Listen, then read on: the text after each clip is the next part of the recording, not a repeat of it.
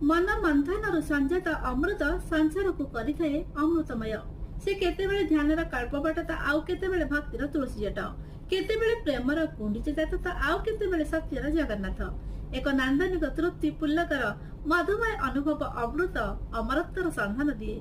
जड़क करे चेतन अनुखुरे धरे खेलाई पारे रहस्यमय जनरातिर स्वप्नांजन।